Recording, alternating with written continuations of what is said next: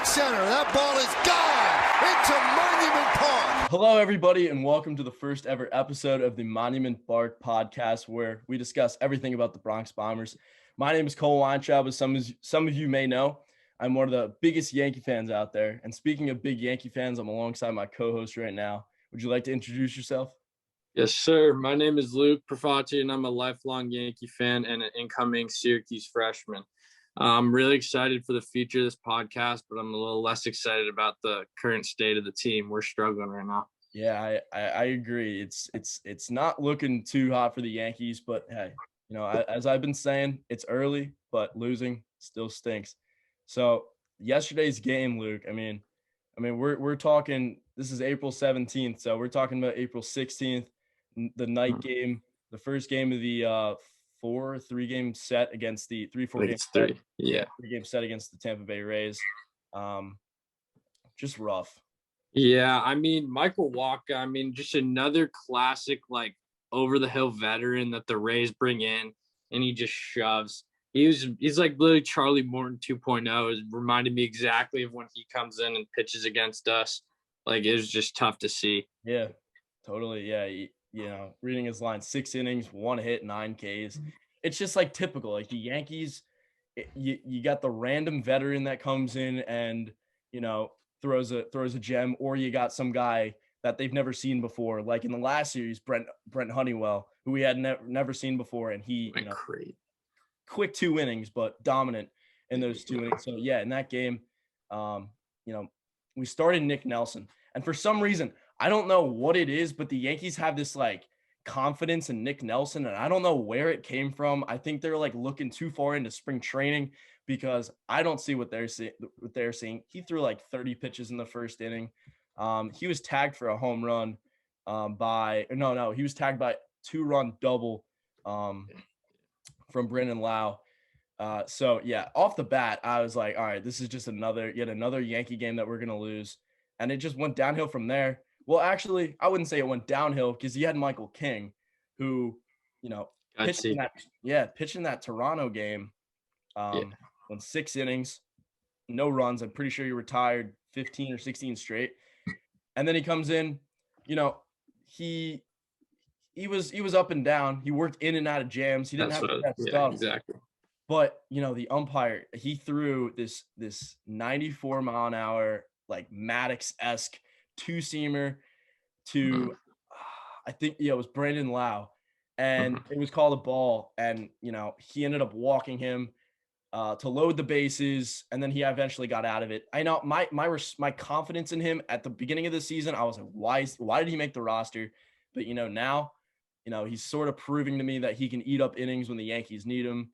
And I have some confidence in him now. What do you think? Yeah, no, for sure. So, it's just going back to the, Nick Nelson out the gate. If we're going to give the ball to Nick Nelson, it's time to just give Davey another shot. Nick Nelson's a fringe 6'7" guy. He shouldn't be starting games. And I think that comes back to, the development front office team for the Yankees, which you could see the difference between them and the Rays, because the Rays just have arms on arms on arms ready to pitch at any time. Yeah, exactly. And our number 2 or whatever prospects in the minors 6 months after starting playoff game, when we have Nick Nelson coming out throwing 30 pitches, I just don't understand that. But yeah, then Michael King after. He was gutsy. He had a great pitch on the 3-2 count with Brasso to get out of the third. Yeah. And then walked the bases loaded, which it seems kind of he can lose the zone at times, but he buckled down and got out of that. So his outing is very encouraging to me. But yeah, it's just the difference between us and the Rays right now, stems farther than just the players. They're out coaching us. They have the right personnel to put in certain situations, and we're trying to replicate their style of baseball with the opener and everything. And I just don't think it's working. We got to get back to just Yankee baseball. That's totally right. And, the opener was working in 2019 when we had, the Chad Green, Nestor Cortez. Chad was gross. Combo. Hey, it was working. But now, now throwing out a random opener at the beginning of the season, with no build up to it, I don't like it personally. I know some guys need rest. I know they're trying to ease Corey Kluber back in. I know they're trying to ease Jameson Tyone back in, but I read a tweet about an interview that they did with Nick Nelson. And he said that he felt uncomfortable because he hasn't started a game in so long. He said that his routine was all thrown off. Why are they starting a guy who hasn't started a game in so long and his routine's uncomfortable? Just hearing something like that just really bugs me. It's just it's Davey time. They sent down Herman. And I like bringing back Michael King back after that performance, but I think it's really time to give Davey the ball. I know, we gave him a shot in a postseason game. It wasn't a very long shot, but it was a short shot. And the confidence that you have in a pitcher to go out there in a postseason game, especially at 21, 22 years old, his clock's already started. He's not going to lose like a year or two of control because they're not picking him up now. I don't get it. Yeah, we're not gaining anything from keeping him down at this point. So it's like there's really nothing keeping him do it. Like at the end of the day, like I don't mind Nick Nelson's stuff, but it's just like you can't put him in that spot when we have people at the alternate site or on the staff that are way better suited for the job. Yeah. And we're talking all about pitching, but when it comes to our bats, it's not looking good at all. Terrible. So I said Michael Wacha gave up 1 hit yesterday. We ended up with 3, and then Giancarlo Stanton, garbage time. Yeah, the garbage time. He steps up when it means a lot. So I mean, the home run, the 2-run shot opposite field made it 8-2, and that was that. But Giancarlo Stanton, he never seems to he always pisses me off pretty much. I'm always pissed off at Giancarlo Stanton. He just hitting a home run when we're down 8-0 and not hitting when there's runners on base earlier in the game. Little things like that just, annoy me. Yeah, no, exactly. I mean, it's just like he can't hit the high fastball. You see when teams have their high leverage guys in, they're just going high fastball, and it doesn't matter if it's a 93 or 98. He can't catch up to it. Yep. So if he doesn't adjust to that, he'll never be consistent until they bring in these end of the bench or end of the bullpen, I should say, like relievers that can't locate. Like then he's obviously going to go yard because they're going to miss their spots. Yep. But it's just frustrating to see the same team do the same thing over and over again. Like there's nothing too much positive about that game at the plate. I totally agree. And I remember listening to WFAN, which is the Yankees station. Yeah. And you had Ricky Ricardo, who's the Yankees. He does the game. He's like the broadcaster. And he was talking about how he's talked to guys like within baseball, and there's a book on how to pitch to Giancarlo Stanton. It's the fastball up and in, and then it's the slider away. I was watching the game earlier with my dad. We're going to talk about today's game soon. And we were calling each pitch. I said, you got 2 strikes. You're just going to throw a slider away. And what did Ryan Thompson do? He threw him a slider away, and he swung right through it. So he's just a guy that, that he has all the potential, but, his stance, the way he looks, the way he's a designated hitter, and he's not $30 million a year. $30 million a year. I was going to mention that later. That clogs us up, but we'll get into that later, obviously. But it's just like the $30 million designated hitter. You got to love it. And full time. Yeah. And these are just the dog days of April. I mean, usually have the dog days of the summer, but hopefully the Yankees don't have any dog days of the summer because we're using our dog days up already. So, we really have to snap out of it. And, you look to today's game thinking you were going to snap out of it. Probably not with Tyler Glasnow on the bump, but you're hoping for some improvement. But once again, the bats were non-existent. No, yeah. I mean, it's just like at the end of the day, it's just lifeless. Like other than Garrett Cole in the bullpen and occasional good games from individual players, like there's no sense of team ball. Today we got a little bit of rally going in, I think the 7th, but we couldn't come through. And then they tacked on an insurance run to make it 6-3. Why does Gio keep letting balls down? Like there's like 3 or 4 balls this year that have just gone down the line, and it's like obviously not his fault because they're tough plays, but it's like at a certain point, like move over. Like you can range to your left. Like I don't know. Like they're like multiple doubles down the line this year. Just something alarming. Obviously, you can't pick at Gio's defense too much. He's like the best defender on our team. Yeah. But it's just lifeless at the end of the day. Like I don't really know what else to say. We don't have enough consistent bats to like win games unless we're hitting long balls, which we aren't. Yep. And, when Gio's defense isn't looking very good, you're in trouble. Rock bottom. It's just Yeah. rock bottom because he's like the most surefire like guy we have. Totally. And we'll talk about his defense later on with a possible position change. But like I said, the bat's non-existent. You had Jordan Montgomery, the big southpaw on the bump. He looked pretty good, I must say. He gave him 6 strong innings. For some reason, Boone gave him the 7th. Don't really know why. He walked the first batter, and then he was pulled immediately. I don't know why you give Johnny Loizaga, whatever you want to call him, you want to give him a clean inning. I don't understand why he's been so good. Like, just don't mess with him. Like, just don't. Take your 6 innings from Jordan Montgomery and 7 Ks. Like, he pitched great. That pitch to Margot, which he let up the home run, wasn't even like, it caught a little too much plate. Yeah, but it wasn't awful. Like, the only real throw. Yeah, no, exactly. Like, he just got jumped on a couple first pitches. I believe Mejia, his name is. Yeah, he went Oppo Taco, and then that Margot 2-run bomb. But other than that, he was good. But there's no reason to stretch him out when you have Lasagna. Like, if Lasagna is available, he's like, just put him in. Like, I don't see the point. I don't know. Totally. And like, the Yankees are trying to build a trust with him. So putting him in an inning, a not clean inning, how is that going to build? I guess you could technically build your trust by him pitching out of, a jam. I know it was only 1 runner, but yeah, he came in with our RBI on first and, gave up a solo shot. I thought we got out of the inning after a double play, but that didn't happen.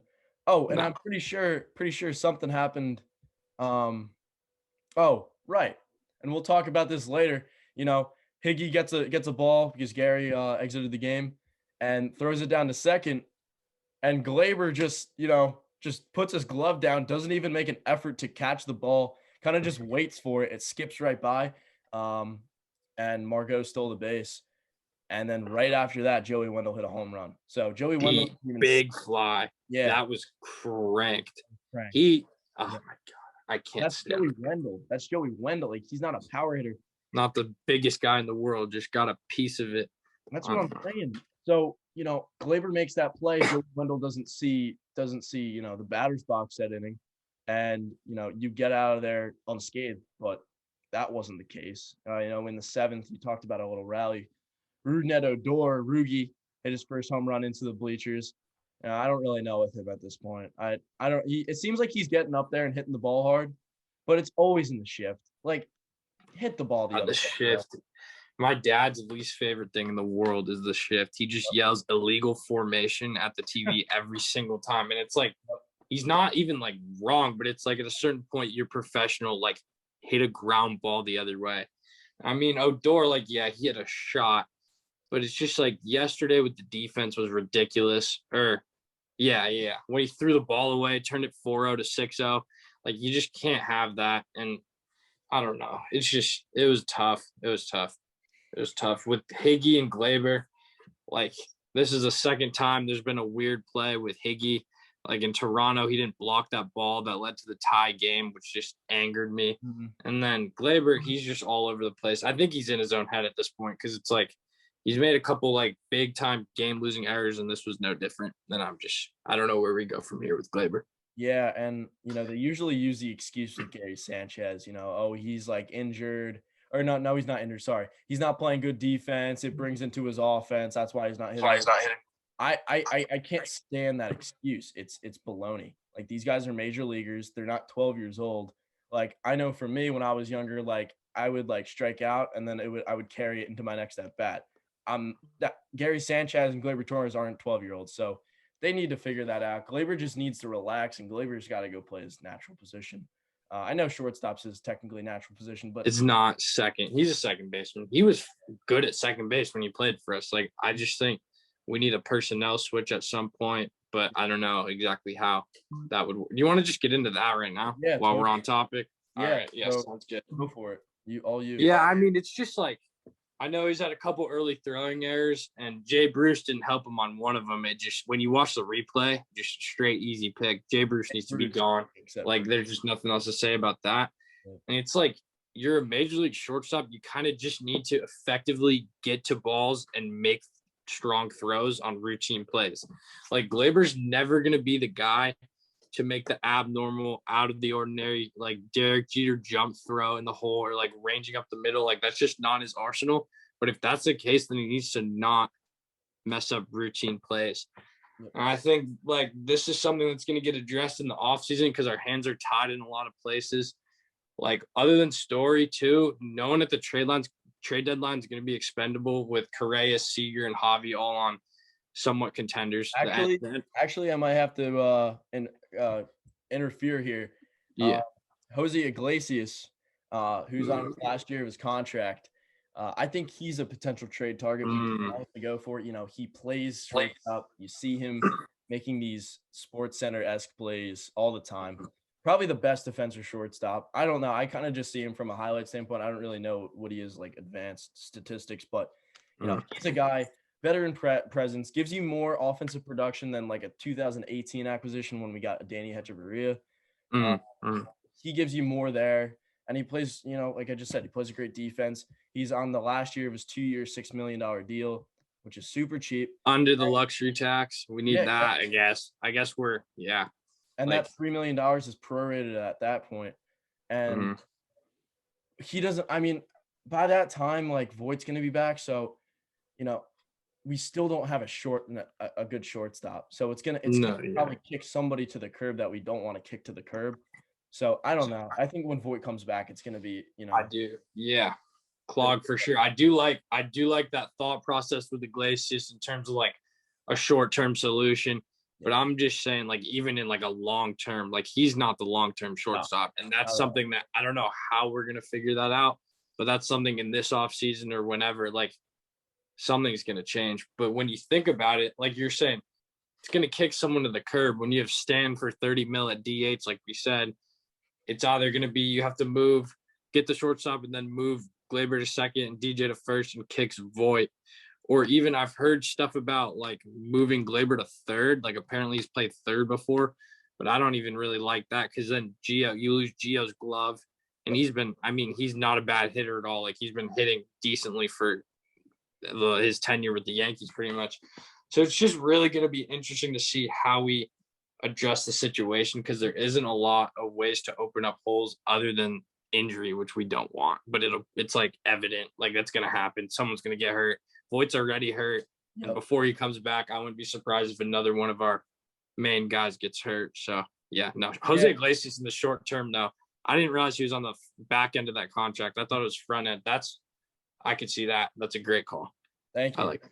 Thank you. Yeah, I don't know. It's like you don't want to talk about like, oh, the Yankees will be injured by that point because that's a crazy mindset. You don't want to have that negative attitude, but like you just said, it's evident. You see it in years past. Probably the most injured team in all baseball. Maybe that 2019 was the most injured team of all time. I don't know. That was painful, but yeah, Glaber. It's like you hit a ball right to him and he takes too much time and he like thinks about his throw. He's like in his head. And you know who it kind of reminds me of? It kind of reminds me of Andujar. Andujar could not throw to first base for his life. And Glaber, I mean, he can put a glove on the ball. His arm isn't great, but he can put a glove on everything pretty much.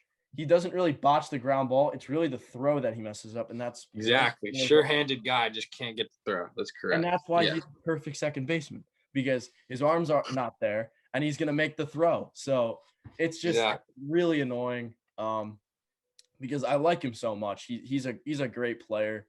You see it in the postseason. You saw it in 2019, maybe not 2020. But then you talked about putting Glaber at third, or you heard something about putting Glaber at third. I hate it, but yeah. I hate it as well. I think if you're gonna do something funky, why not move Gio to short and Glaber to second, and then you got LeMahieu at first, and then you slide in Andujar when he comes back from injury. I'm not really sure when Andujar's coming back from injury. He's a guy that comes in and hits line drives. The Yankees need that. If they can hold Urshela and Andujar and DJ, I mean, that's just to name a few, that can hit line drives, it balances the lineup more. I know he's not a lefty, but he's a good hitter. And it's a shame that, he's kind of on his way out. Although they haven't tried trading him really because his trade value is so low. Yeah, take it. Later. Yeah, okay. No, I've heard like one of my good friends is like very in tune with like the Padres like front office and how they do things. They were trying to trade him for a haul before they signed Machado, and we wouldn't part ways with him. Like after his rookie of the year, peak value.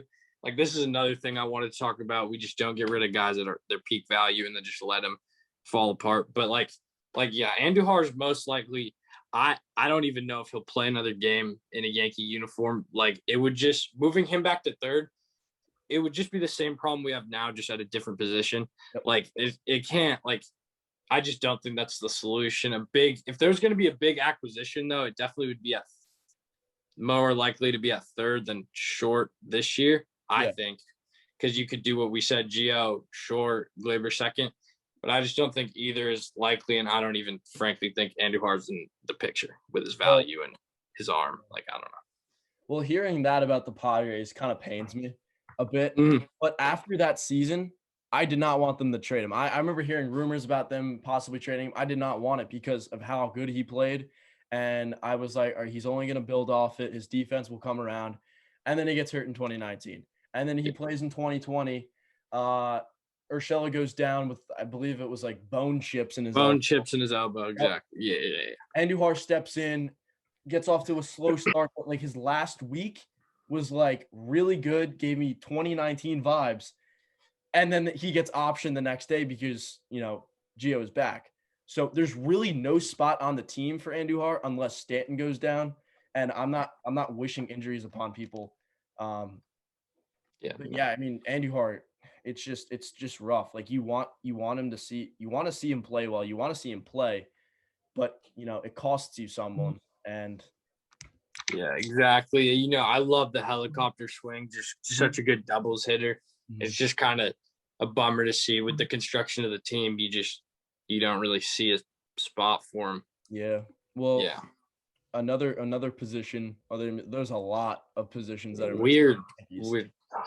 But today you see Gary Sanchez behind the dish with his stupid setup, and he leaves his hand on his thigh. Like that's gonna help. I don't understand. Putting your hand exposed to a foul ball is the stupidest thing I've seen in a while, and it doesn't surprise me that it came from Gary. So he takes a foul ball right off his finger. Gets pulled from the game. He's day to day, but I mean, I guess this gives Higgy a shot. He was going to play tomorrow anyway with Garrett Cole on the mound. Gary, man, I mean, I don't know what to say. He's been okay offensively this year. I believe he's maintaining like a 360-ish on base percentage, which I have his stats up. Yeah. 265 average, 375 on base, and 846 OPS, which is solid. And the thing that I found most like encouraging about his 2020 to 2021 thing is he was striking out at a 36% clip last year, and right now it's only a 17, like pretty much cut in half, which is good. And his walk percentage is slightly up. And in only 40 plate appearances, he's almost halfway at his hit total from last year. And all these are just encouraging signs that he's seeing the ball better than last year, which is good for the long term. Because if he has another year like 2020, he's gone too. Like that's just the bottom line. And that can lead into our offseason next year, because I'm pretty sure Gary's a free agent next year. I remember talking about this recently. You have Grandal, I believe, makes 17, and Realmuto's making in the 20s. So if Gary can put up, a 25 homer season, 230 to 240 average, I think maybe we talked about this. Gary's like worth about 15 a year, in my opinion, maybe 16, because and the Yankees not having to pay that, that might open some spots. And maybe we also talked about this, bringing in another guy, because Kyle Higashioka is good because he doesn't play every day. If Kyle Higashioka played every day, pitchers would figure him out, and he wouldn't be the type of hitter that he's been in the Garrett Cole starts. So if we can get a guy, I'm not really sure. I probably should look this up. But if we can get a catcher who can platoon, maybe a left-handed catcher, because we need left-handed hitters that can, switch in and out. I think that's really good, because you're not like selling out on the strikeouts. And getting rid of Maybe Gary, we could have got Caratini from the Padres in that Andujar trade 2 years ago. maybe. God, no, he's a good. I mean, lefty catchers are hard to come by, but he's one of them. That's true. What is so? It seems like Higgy's been a bright spot of this team this year. You would say, right? Like it seems that. I mean, yeah. Guess how many plate appearances he had going into today's game, or like before today's game? Because I did this last night. What was it, like 9? No, like 11. That's what I'm saying. Like 11 plate appearances, but he seems like he's producing at a high clip, but he's only had he's the perfect once a week guy. Like people would hate him if he played more than. Yep. That's what I'm saying. Once a week, if he played more than once or twice a week, people would hate him because outside of that 2-homer game, like he was 2 for 9 going into that, like which isn't awful, but it's like people are gonna get tired of that real quick. And it's just like grass is always greener on the other side type thing where if he's not playing, people are going to want him because I remember he hit 2 home runs. But at the end of the day, Gary needs an everyday guy. Yeah. And yeah. I'm looking at the list of left-hand. I mean, you got guys like Darno, Wilson Ramos. I mean, those aren't great, but 2 former Mets actually. But I'm looking at left-handed bats here. How about 37-year-old Stephen Vogt? How about 31-year-old Tucker Barnhart? How about 35-year-old Alex Avila? I'm Alex Avila over those other 2. I wouldn't be super upset at Alex Avila. It's not 2012 anymore. That's the problem. Yeah, that's the problem is you remember him hitting good with the Tigers, and it's like, but yeah, it's slim pickings from that. I'm trying to think off the top of my head. We have a prospect that we drafted out of Arizona, Austin Wells. Mm-hmm. He was in I think he was in Major League Camp for a little bit. Once. I'll look it up. I think he's like 22. Like, I think he was a very old. Yeah, because I think draft. He was a 3-4 year player. I mean, I think he played at Arizona. Yeah. He's a good hitter. Yeah, he's 21. Yeah, no, he's a lefty hitting catcher. And it sounded like when they drafted him, he was gonna be like kind of a first baseman type thing. But I mean, yeah, I mean, if he's playing well I don't even know if he's at the alternate site, but wherever he's playing, if he's playing well, like maybe get him up to the alternate site, kind of get things in motion because he could be a piece. Right now, I want Gary out after next season. That's my take. As of now, yeah. I think if we were winning games and Gary was playing the way he's playing right now, like exactly the same, and we were winning games, I don't know that. Do you think you'd have the same take? Or are you just pissed? No, my take on Gary Sanchez has been spoiled since 2020. I liked his 2019 season. I could probably pull up a Snapchat of me saying at some point in 2019 he was an MVP candidate, which he passed. He actually, I'm pretty sure he had 24 home runs at the break, and he was hitting like 270. I was like, hey, when guys hitting that well, a catcher especially, you've got a chance. But ever since 2020 and like how he's progressed or regressed, I don't know. He's gonna make money, and I don't want the Yankees spending that money. Yeah, well, I mean, you see the luxury tax shenanigans we're doing. We're not gonna pay that. No. Unless he proves his worth, and he proves that he's worth $15 million a year to the New York Yankees for 2022 or whatever, he will not be back. No. But it's just something that has to play out. I don't know. It's just, it's a tough situation. I'm curious to see how they're going to handle money now that they're under the threshold. Like, are we just back to being like the Yankees now, or are we going to be doing this? Are we going to try to be the Rays and fail again? Like, cause I feel like that's kind of what we're doing other than Cole, obviously.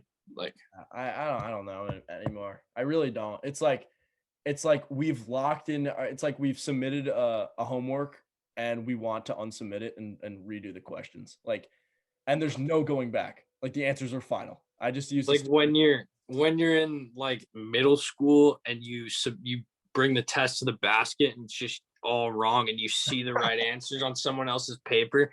It's like, shit, let me run back up and grab it and change it. Like, that's literally what we're doing. That's what we're doing. We had an open-ended problem with Giancarlo Stanton, and we thought we had it all right, and we got like A, B, C, and D all wrong, and we're screwed. There's no going back. You know, trading Stanton, I was thinking about it in the offseason. You'd have to eat like Impossible. It's not possible. It's just not like unless you ate. Think about it. He's making what 30, 31, 32. 29 for the next 2, and then I think 30 the rest 30 or 30 to 32 the rest of the way. So okay. So what if there's no really like just so much, so it's a disgusting amount of money to like say out loud. What if we like ate up like, I don't know, I'm just throwing a number out there, like 15-60 million dollars. I know it stinks, but like I think a team would take him, maybe not at how many years he has left, but he has a no trade clause. You know, he has the no trade clause, and yeah, he'd have to accept the trade. So I don't know, dude. It's just like I could see some team like the Rangers who just have nothing going, wanting to sell. Like, well, they're not having a problem selling tickets. Did you see Globe Life?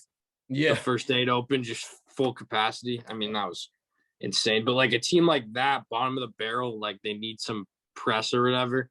I could see that. Yeah. I don't know. It's just, I just don't know. Yeah, I just don't think it's going to happen, but I don't see how we progress without it happening.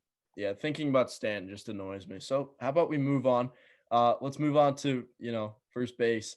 And going into the year, Luke Voigt goes down. I'm super upset. But I've watched a lot of Mets baseball in my, baseball fandom career per se. And when he was on the Mets, he was a great hitter. He was a great power hitter, and he's lefty, which something the Yankee. I thought this may have been a miracle in disguise. Maybe add another lefty. I remember when he hit that home run off David Robertson in the ALDS against with the Indians. Yep. So yeah. Going in, I was like, okay, maybe he's not a primary first baseman. It's not his natural position, but maybe they can get something going with him. And I was totally wrong. He had that one hit that helped us to one of our 5 wins. That bloop hit. Of course, like a bloop single from Jay Bruce. Him and Odor have both had the luckiest knocked in clutch situation, and that's the only reason why they're not borderline gone already. Yep. And Jay Bruce is just can't play first base. He can't. So what does this say? We've been using DJ at first after the Odor trade because we're giving Odor a shot, and I respect it, but how long is Rugi going to be in there?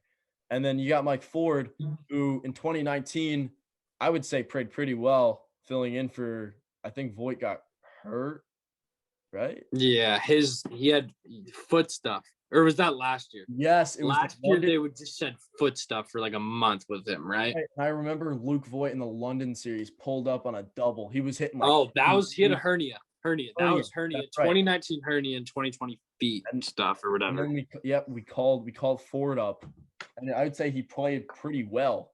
For sure. But last year, he was compared to Babe Ruth earlier in the season on an ESPN broadcast, and after that, he was looking more like trying to find a Ramiro Pena. Oh my God! I was thinking Kendrys Morales, just one hit wonder. We've had 2 players in the last couple of years talk about Babe Ruth, and it's just Curse of the Bambino all over again. Now we have Ottavino on the Sox. Said he could strike out Babe Ruth. Sox are 10-4, by the way. Just fun fact. And then we have Ford, who's just in the alternate site, probably forever, because he must look terrible if we still have Bruce up. I don't know. That has to be a factor that we don't know, but he must look horrendous if this is honestly, dude. I think you just give him the shot anyway. What do we have to lose? Bring him in, get Bruce out, bring in Ford, give him a start. See if he goes in and, works in long at-bats, because as I remember, he, does a good job at working the count. He always fidgets with his batting gloves, and it really bothers me. He is bro, this, I remember when they brought him in the playoffs and sat down Clint. That's another story. But I think you give him another shot. What do you have to lose? We're the worst team in the American League right now. Why not? Very, very, very minimal. We can't get worse. What's he going to do? not dig a ball. We already have that. What's he gonna do? Not hit a like we don't have hitting. We don't have a guy scooping the ball at first, unless it's DJ out of position, and then you have Odor throwing balls into the bleachers like Chuck Knobloch. Like it's just Chuck Knobloch. I'm just so oh my God. I just don't even it just gives me a headache because there's no like we don't have the answer on our roster right now. And we're trying to find ways to like move it's just not there. Like we just can't. This is a rough first podcast from a Yankee fan standpoint because there's so many negatives and you're just trying to fish for a positive and there's nothing there. Yeah, like the biggest positive is like Mike Ford went deep against the A's in 2019. That's like my fondest Mike Ford memory. Mm-hmm. Other than that, it's like, is he really going to even be that much better? Like, we'll never know. One thing I did see on Twitter was Gary taking some reps at first. We're talking about getting Higgy some more plate appearances. I mean, it's like we can't do that either. Like, because then Gary's gonna get hurt, like running, like covering the base, and it's just that's just a total nightmare. Gary's gonna like try to like cover the base and like slip on first base and like take a ball off the dome as he's like falling. Something concussed. Like, right, let's move off Gary. We can't. Yeah, that's something that's got to sort itself. We could talk about it until we turn blue, but at the end of the day, like, it's not in our hands. All right, one more thing about the first base situation. I know we're running high on time. Yeah. It kind of reminds me of like 2017 when we had like, I know we have DJ, but like besides DJ, it kind of reminds me of 2017 when we had no first baseman. Pretty sure Birdie was hurt. Then he like came back, but we were like using like Chris Carter, and then like we traded for like Garrett Cooper. I mean, Garrett's a decent player now, but like Garrett Cooper was, solid then. It's just like you're running out of options, so you're just using DJ LeMahieu out of position because you can. And it's just that's if we didn't have DJ, I mean, oh my goodness, you'd be screwed. Like imagine not re-signing him. I don't know. Like, I honestly thought he was gone for like at least a week there, where it was like we were 20 mil apart on contract negotiations. Like, I thought there was a real chance he could have been gone, but I mean, thank God we don't have to think about that anymore. Yep. Yeah, it is very 2017 vibes though. I do see what you mean. Just trying to fill in with like random players. 2017 vibes without the winning. Without the dubs, exactly. Yep. So Clint Frazier, another guy that's struggling. I've been up and down with Clint Frazier. I've never gotten to the point where I felt like he was like Gary Sanchez or Giancarlo Stanton, hatred. But Clint Frazier is a guy that's very confident. He's struggling right now, but so is the rest of the team. So for them to they're not going to, but for them to like abandon Clint Frazier would be completely messed up. It would mess with him. He would try, he would act out and Gardner would play. And I don't like that. I think you just keep giving him the shot because you just have to. Like, Brett Gardner is not the starting left fielder anymore. It's Clint Frazier. I have a lot of thoughts about this. It's just like 4 games in, you're going to platoon him and sit him for 3 days. Like, he can't. Like, I know he looks completely lost at the plate. He's like taking 91 down the middle and then like swinging at balls in the dirt. Like, he's just all over the place. But that's not something that's like an approach issue. And like, not everyone's going to come into the year game 1 just like completely locked in mentally. Like, that's something that's going to come, especially for him. Yep. He's like, this is the first full like 162, like you're the starter. Yep. And it's just with the return of Gardner, it's going to like get in his head if they're going to sit him and put Gardner in the game. And it'll make his mentality worse, and it'll take longer for him to get into a rhythm. But it's just such an eerie, like, this is what they do. They have an opportunity to cash in and get big pieces in form of a trade. And Clint was one of those guys where his stock was high, especially after last year and in years past. And they didn't. And it's just like they kind of do this. Like, a couple names I had in mind were Miguel Andujar, Estevan Florio, and Chance Adams were all guys who were high. Adams. Yeah, like he was supposed to shove, and he had a high stock coming out of the Yankees farm, and we had chances. We had chances to get. No pun intended. Yeah, we had chances to get like big pieces for playoff runs with those types of prospects, and we just never do it. And then whatever happens, like injuries, like poor performance, their value just diminishes. I see that kind of thing happening with Clint and even Davey, like we mentioned earlier. Like if we're not utilizing these guys and they can't get in a rhythm, like we're not going to be able to develop them properly, and it's just going to keep cycling like that. And that's just something that I see as a flaw in the front office and development team, is just not handling these guys and giving them the experience they need in case we need production in October. Yep. Like at the end of the day, we're playing for October, but if these guys don't have the experience they need, we're going to go get punched in the mouth like we have the last couple of years. And it's just really frustrating. Yeah, you talk about guys. I think the one time that we've ever used prospects, well, we've used it a couple times, but like we used prospects to get someone to help us make a postseason run, was Justice Sheffield. Yeah. That's it. Justice Sheffield did not really have a spot on the team. Well, he probably did eventually. He's been okay. I'd say he pitched pretty well last year, actually. But yeah, and it was James Paxton. Like that was who we're gonna get. So it's a little bit annoying. Totally, yeah. They always spoil these young players' value, and I don't know what they're doing. I really don't. No, and it's not even like they suck. Like they have high value, and it's like you cash in on the high value. Like that's a simple concept. If you don't see them carving a consistent role. Who'd you say we didn't trade for Cliff Lee in 2010? I know we talked about that a week ago. Eduardo Nunez. Jesus Christ, dude. Like that's what I'm saying. Like stuff like that. Yep. Like it's just ever since we've been Yankee fans, like it's been this just consistent pattern, and I don't know when they're gonna break it or why they think it works. But I mean, we haven't won in 12 years. Like it's time to switch something up. It's really time to switch something up, and I feel like we've put out the same, maybe with minor changes, the same lineup like the last 3 years. It just doesn't change, and like it's clearly not working.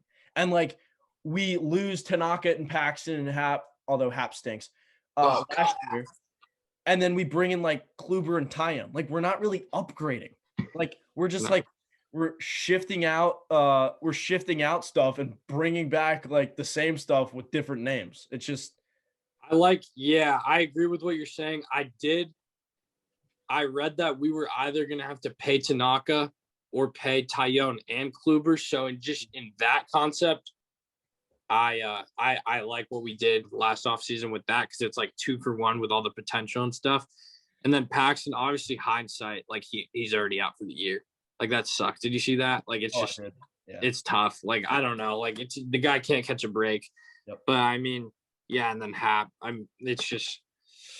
Don't even get me started on J Hap, bro. I don't even know that game too. Like I almost just like stopped breathing. Like I almost just had a heart attack. Yeah, I literally lost all respect for him. He was gutless. He literally went in there and just looked like so bad. Yeah, I don't even. We, like you said, we're just in a circle of shifting guys in and out, guys like that who may perform, may not. And there's just we got to switch something up. When I was talking about that like 30 seconds ago, I honestly lost my train of thought, because it's just like there isn't really anything left to say. Like it's just the same stuff over and over again. Mm-hmm. Yeah, and we're not going to win this way. Nope. I really don't know. I'm at a loss for words, and I feel like I'm rarely at a loss for words talking about the Yankees. It's all I talk about. Oh, but it's like, what are you going to talk about at this point? It's the same thing every day. But another thing I saw was Tanaka pitched his first game in Japan today, actually broke his 27-28 win streak. He actually got the loss in 5 innings, 3 runs. So even Tanaka's not even pitching that great. Like, guy goes to Japan, we can't win. Can't win. They messed with the balls the last 2 years. Mm-hmm. Tanaka lost his splitter. I was reading that. Like, the grip just wasn't the same. And, I mean, you could tell everything was just flat. And there's no – even our alternative – what we could have done that we didn't do, even that wouldn't have worked out, like with what we're seeing. Paxton, Tommy John, Tanaka with his calves, and then now can't win a Japan start. Like it's all bad. It's all bad. It's just super bad. And speaking of starting pitching, lastly, we want to touch on this. So, we talked about bringing in Kluber and Tyon. We talked about we've pretty much covered Montgomery and Davey, but Kluber comes in. Hasn't 3 starts, I think. Yeah, 3. Yeah. Hasn't had a start out of the 4th inning. I don't. We spend $10 million. It's super early, but it is Corey Kluber. He is a veteran. He should figure it out, but he's not. Like if we wanted a guy that was going to get us to the fourth inning, we would just start Michael King every fifth day. Why not? Like that. Yeah, no, exactly. He's going to get us to the fourth inning, and Corey Kluber hasn't. So I'm very disappointed with him. Jameson Taillon, he's shown velocity. Last He's start looked. against the Jays, I test he's looked good. I but, test like- look good. The results haven't been good. Exactly. It's just like a matter of Nope. I think, he was riding his fastball up to 96. He kind of works exactly like Garrett Cole. He pitches to the corners, he's not really thrown to the corners too much, but when he needs to strike out a guy, he's going up or down. He's going breaking ball, or he's going fastball at your eyes. And that's when he was throwing those. I mean, he was throwing batting practice last time against the Jays. yeah. And that curveball, that curveball I read, he got one swing and miss out of like 22 curveballs. Like that can't happen. Like that's when he came to the Yankees, I heard about his curveball. It was like the first thing I heard. How nasty. Yeah. So how nasty it is. He just doesn't have it at the moment. But then again, when was the last time this guy threw a full season? I think it was like 18 or 19. But before that, he's had an injury history going back to 2014 when he got a hernia, or he had Tommy John surgery, hernia, came back in 15 or 16, got Tommy John again, came back in like 18. Like this guy just testicular cancer too, I think. Testicular cancer. Like this guy literally can't catch a break. Has a cloud over his head. And like it's unbelievable. Yeah. I mean, he's under control for next year, but obviously it's early for him. We got to cut him some slack, having not thrown innings the last couple of years.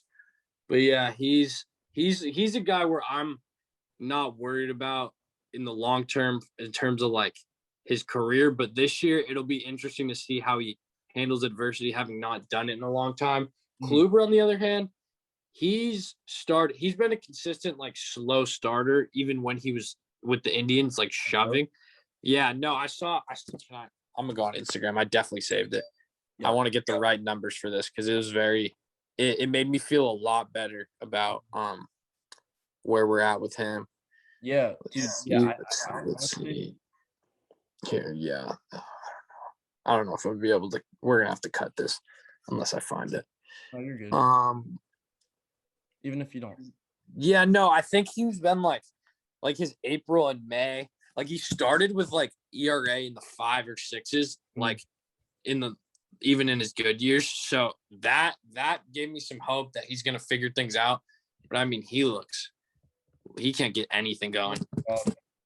Like he really does. He looks like super rough, and I don't know. I have a short leash on him though. I'm very impatient with him. I can wait on Taillon a little bit, but him and then Domingo Germán looks like freaking like Steve Carlton or like Randy Johnson in spring training. I know I just named 2 lefties, but dominant and just dominates everyone, and then comes to the comes back after a well-deserved suspension and well-deserved. Yeah, well-deserved, and it's just not good. His velocity is there. His control isn't. And he was giving up the home runs because of that. So I don't know. Yeah, I mean, yeah, it's just good, but looks like he went from Cy Young to Michael Pineda, spring training, the regular season. Like, there's really no way around it. I still think he's gonna get a couple more starts. Like, I don't think he's done by any means. Like, I know he got sent down. He'll be back for sure. Totally. But some of these guys are gonna pick it up. And I kind of disagreed with the short leash thing you had with Kluber because he is on a 1-year deal. He's going to be throwing. Like, they're just going to throw him out there. Even if it's not good. Like, I know what you mean, short leash in terms of, like, trusting him more, but he's going to. Yeah. Okay, yeah. No, that's I agree with that then for sure.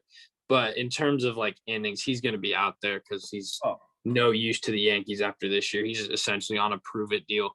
And I hope he spin some veteran magic and figures it out. 100%. Yeah. Kluber, I want him to do well, and like when he's like crap, it bugs me because it upsets me.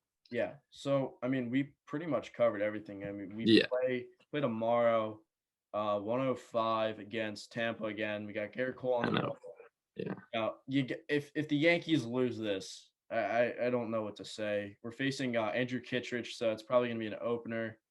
Let's Probably see. going to be 2 innings, no hits, because that's what happens every opener where I've never heard of him before. Yeah, Kittredge. He's pitched pretty decent against the Yankees in the last couple of years, and then we got a series against the Braves, the 6-9 Braves versus the 5-9 New York Yankees, two teams that I thought were World Series contenders. Exactly. They were literally like my pick to be the World Series. Again, we're talking like it's the middle April of July. 17th. Yeah, and it's April 17th. So lastly, we're gonna start up a new segment on the show called the Random Yankee Game of the Day. And we're gonna go back till 2009. I think we could both agree that that's kind of when we started watching. Yeah. So I picked one out. We'll like flip flop every episode. I went with Phil Hughes's almost no hitter versus Oakland. Pretty sure he went 7 2/3 and he had 10 Ks.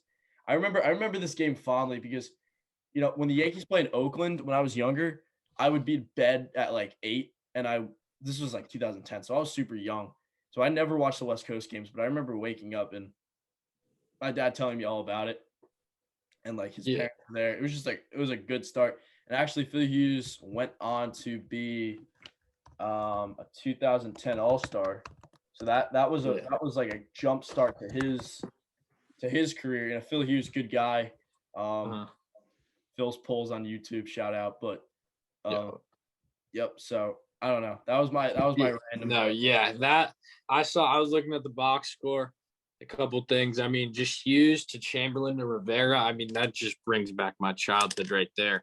Jabba was supposed to be the man. I know things didn't pan out exactly the way they were supposed to. I think the Jabba rules really messed. There's another guy they've mishandled coming up. Send him off. I don't know if they mishandled or he was just jumping on too many trampolines. Oh God, I know that story. Just shattered his ankle. That definitely didn't help. But yeah, that's funny. I mean, the lineup. I mean, you see this lineup and you see just like the balance through and through. Lots of lefties. Granderson in the 7 hole. I mean, that was April 21st. That was right when he got there. So he hadn't, he was proven already, but he didn't really prove himself as a Yankee yet. And then he started moving up in the order as time went on. Yeah, exactly. But that's what I'm saying. If we had a guy like Granderson in the 7 hole right now, lefty, like, I don't know. I just envy this lineup where, like Jeter's at the top, Teixeira, Rodriguez, Cano, Posada in the middle. You just know what you're going to get. That's what I miss. Just knowing what we're going to get. And that's nowadays, sorry to cut you off. Nowadays, you know what you're going to get. You know what you're going to get from one guy, and that's DJ. Yeah, exactly. Well, I can't take away that from Judge. Judge too. No, Judge is a stud. He just needs to keep staying on the field. Yeah. DJ and Judge, I trust. Chio, I trust. That's it. Yeah, exactly. I feel like Glaber's always too good for like a hit a game, but it's always like in the 6th inning when we're down 4-1 and it's like a 2-out single, and it's like, okay, like thanks, but like yeah. I miss those old days when they would actually value having left-handed hitters when we play in the most left-handed hitting friendly, minus Boston with the pull down the line, but yeah, left-handed park. I don't get it. Why are we so right-handed heavy? I've had enough with the Yankees tonight. No, we're not right-handed heavy. We have Hicks hitting 3rd. We'll talk more about that. About lineup construction in another episode because exactly. We could get into that probably every episode for the rest of the year. Exactly. They want to be balanced. They just don't have the personnel. It's like the front office isn't like considering lefties, and then when we make the lineup, it's like, oh, we should have lefties. We don't have the right ones. And then people are going out and talking about how we should sign Story instead of Seager. It's like, do you really want another right hitter? No. Like, no. Like, I know Story's a great player, but right-handed. And he's right-handed, strikes out a lot. I just already know what's going to happen. We can't keep. That's the move we're going to make if we're going to keep doing the same stuff over and over again, like you said. And he's going to come here and hit like 215. He's going to hit like 31 home runs, and then we're just going to be like, why? He's we're gonna gonna start 1 for 12 next year, and it's gonna be like, all right, we're like, all right, pack it it's up. yeah, Send it's it back. season's over. Jason Dominguez, here we come. Yeah. So I'd say that pretty much sums up a very depressed episode, I'd say. Yeah, for sure. Of the Monument Bark podcast. We're gonna pump out an Instagram, Twitter. Podcast will be on YouTube and Spotify. But we're gonna give post-game reactions every once in a while. No, I don't know if it's gonna be every podcast, but I'd say we probably do this podcast weekly. Hopefully by the next time we do the podcast, the Yankees are in a better spot. So yeah, exactly. It'll be more interesting to see when we get to Syracuse and all that. It'll be like we'll have a nice little setup. Right now we're on the Zoom, but I think this is a little test run. Test run for when we get there in the late summer, and we'll be ready to go, and it'll be exciting. I'm super excited. I'm super excited as well. Well, thank you all for watching or listening, and we'll see you in the next episode. Yep. Thank you, guys.